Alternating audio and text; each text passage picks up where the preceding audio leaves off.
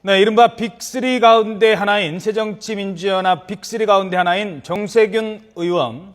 정세균 의원이 이번 2월 8일 전당대회 불출마를 선언했습니다. 이러면서 새정치연합 당권 경쟁은 조금 전에 출마를 선언한 문재인 의원과 박지원 의원의 양강구도로 좁혀졌습니다. 네, 오늘 이 시간에는 정세균 의원 모시고 이번 전당대회 불참을 선언한 이유, 또 불거지고 있는 야권 개편에 대한 이야기 직접 들어보도록 하겠습니다.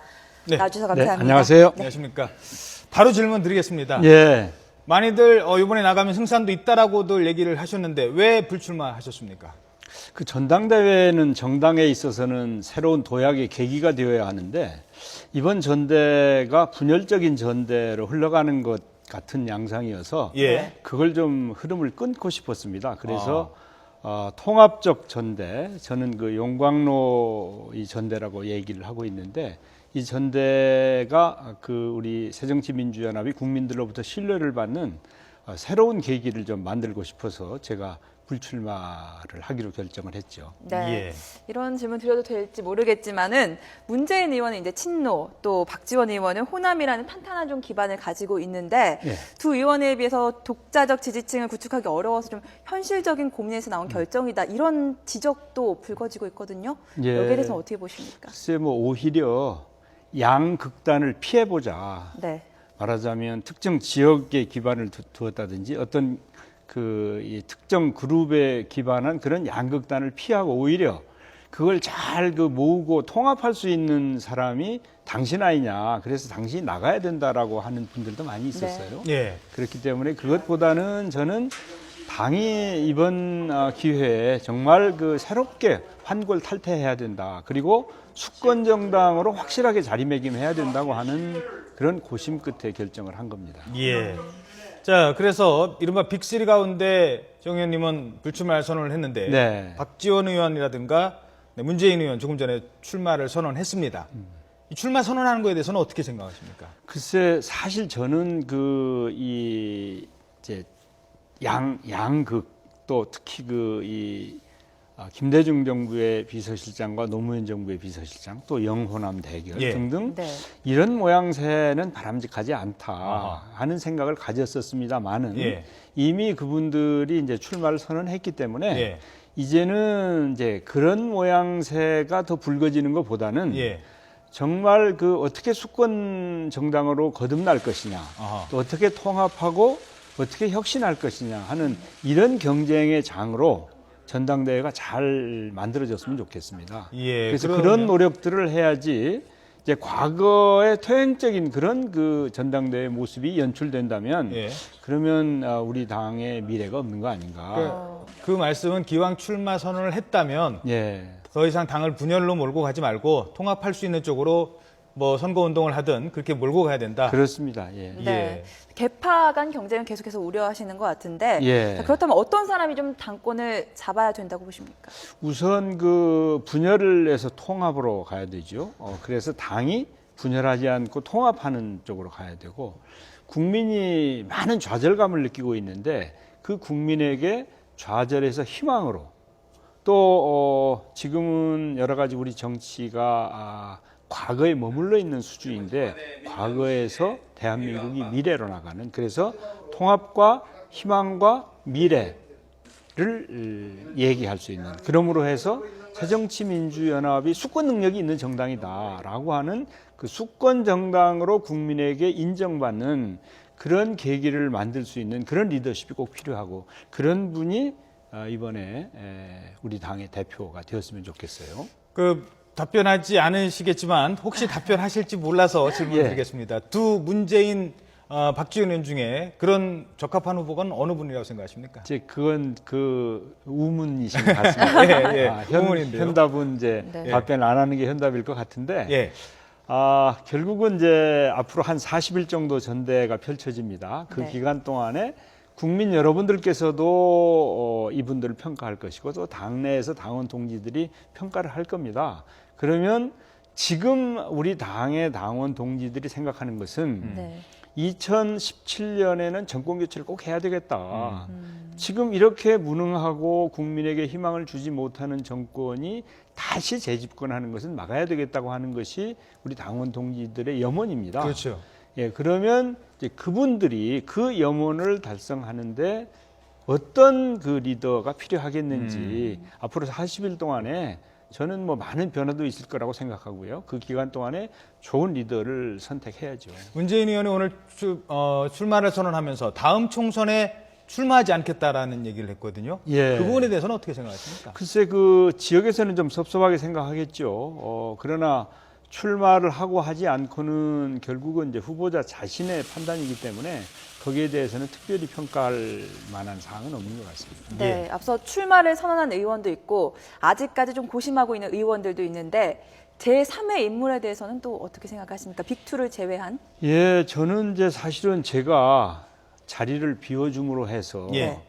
새로운 그 인물이 등장할 수 있는 길을 터줬다고 저는 생각해요. 아하. 그리고 저는 그것이 필요하다고 생각했습니다.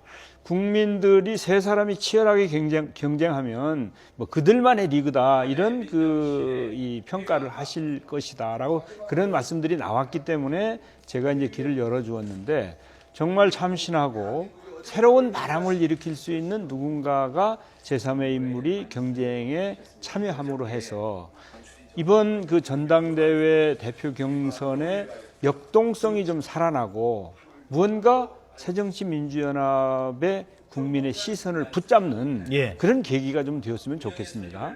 그런 차원에서 많은 분들이 경쟁을 해서 이제 저희가 예비 경선이 있거든요. 예. 그걸 이제 컷오프라고 얘기를 하는데 그렇죠.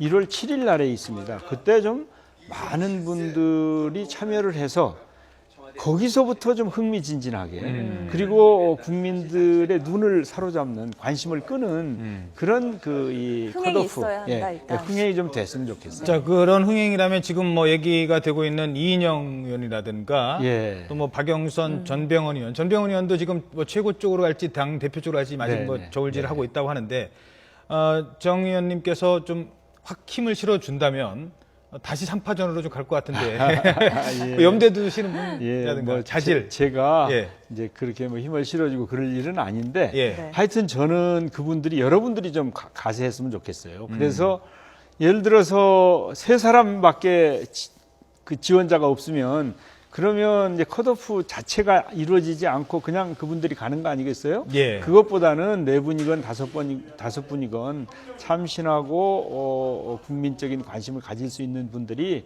좀 이 전대에 알겠습니다. 가세해 주기를 바랍니다. 지금 논란이 되고 있는 얘기 한 가지만 더 질문드리겠습니다. 그 문재인 의원이 당권과 대권은 분리돼야 된다. 쉽게 말해서 대선 후보 생각하고 있는 사람은 당권에 도전하지 말아야 된다. 그리고 당권에 기왕 도전했으면 대권은 포기해야 된다. 지금 이런 주문을 계속하고 있거든요. 네. 어떻게 보십니까? 이제 원래 우리 당에는 당권 대권 분리 조항이 있습니다. 예. 단지 그것은 이제 1년 전에 분리하게 돼 있거든요. 아하. 그리고 저는 상대방 정당에도 있는 걸로 알아요. 그건 예. 1년 반으로 알고 있습니다. 그런데 그걸 3년으로 늘리는 것은 과도한 것이다.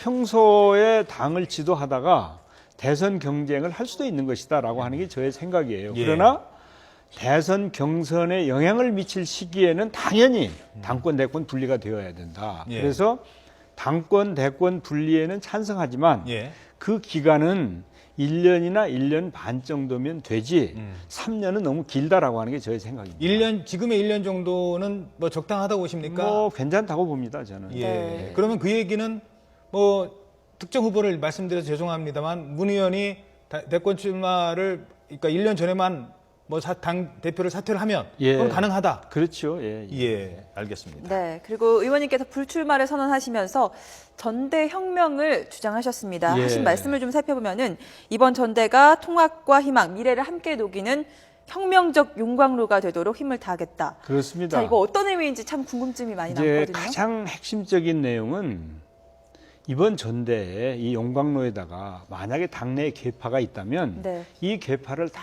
쓸어 넣어서 예.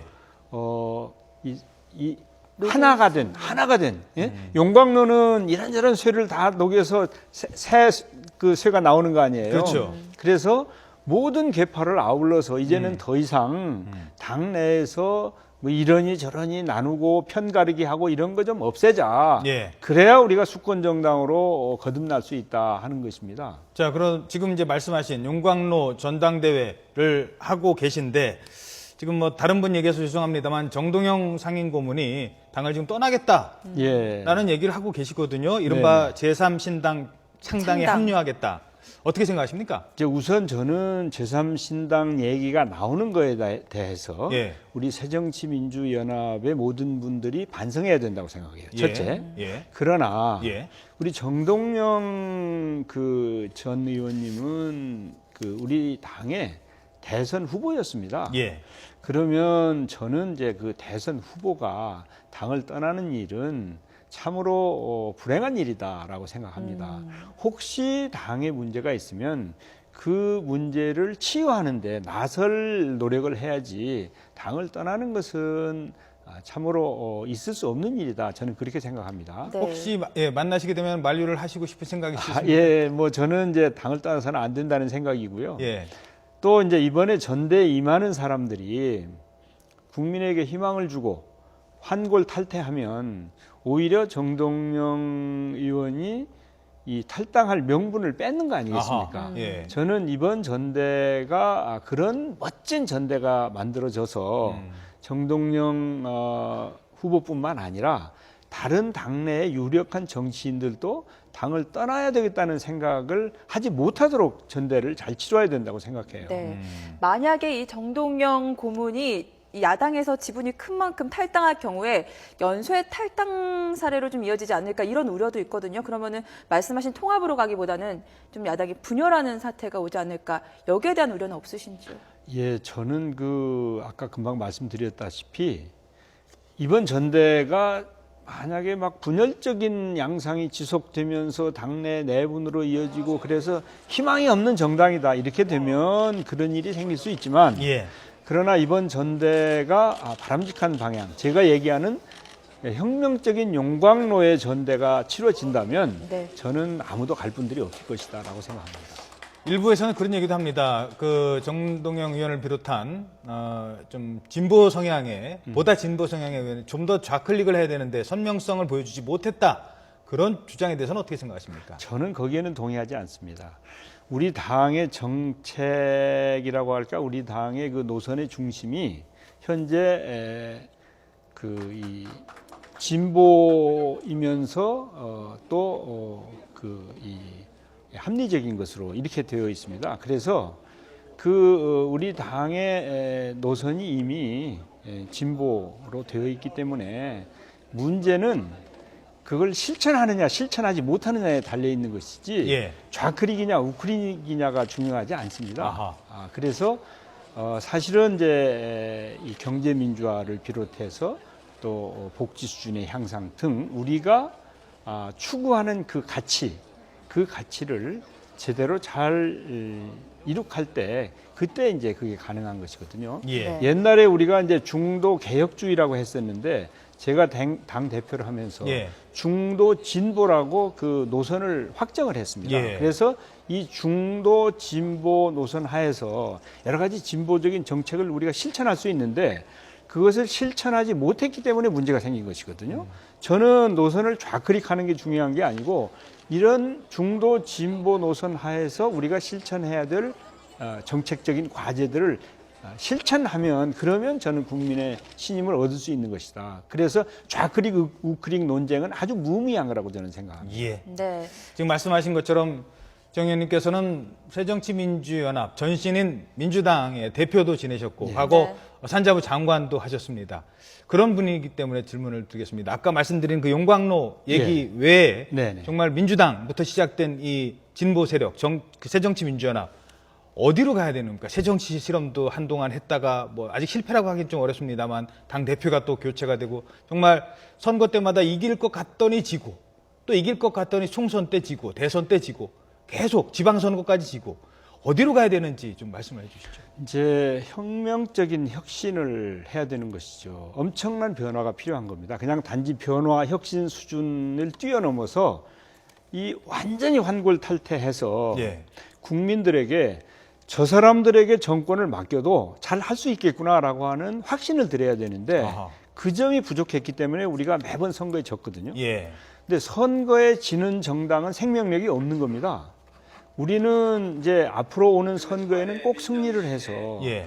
국민에게 믿음을 주고 이 유능하다고 하는 확신을 줘야지 예. 선거에 계속 지면 이제 무능하다고 낙인찍히는 것이고 네. 또 어떤 정책을 표방해놓고 그것을 실천하지 못하면 역시 유능하지 못하다고 보는 것이기 때문에 좋은 정책을 만들어내고 그것을 실천함으로 해서 국민에게 확신을 주고 수권 능력이 있는 정당으로 자리매김하는 것이 우리가 추구해야 될 가치이자 우리에게 주어진 과제라고 저는 생각합니다. 예, 알겠습니다. 알겠습니다.